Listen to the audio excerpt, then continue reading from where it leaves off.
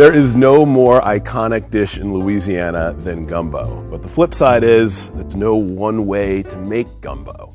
This is a dish that you find in restaurants all across the state, from the most humble mom and pop joint to the grand Creole dining palaces.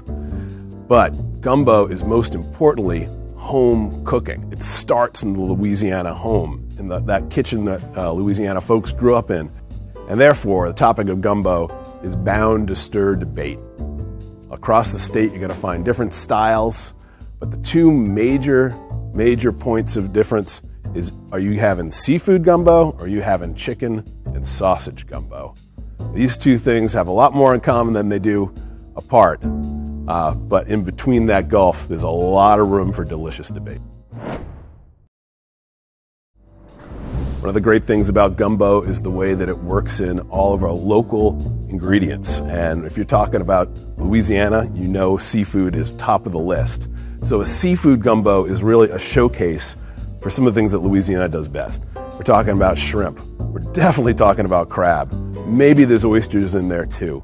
And the thing I love about a seafood gumbo is the way you can taste the sea, not just the seafood, but it gives you that essence of freshness merged with that slow-cooked deep roux, and the contrast between those two is where the magic happens.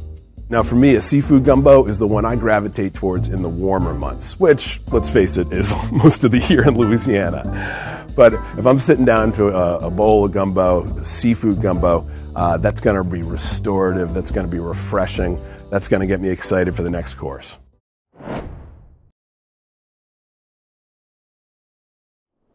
Now how about a chicken and sausage gumbo? When we say sausage, you know we're talking about andouille sausage. And that to me is the essence of a chicken and sausage gumbo. It's the peppery, smoky sausage and what that does intermingling with the roux. Now with this chicken sausage gumbo, you're typically having a deeper, darker, richer roux. And this to me is my cold weather gumbo. Don't get me wrong, a good bowl of chicken and sausage gumbo, I'm going to dig into that in August or September too. But this is the ultimate comfort food when gumbo weather rolls around, which in Louisiana, those frigid days when it gets below 65 degrees.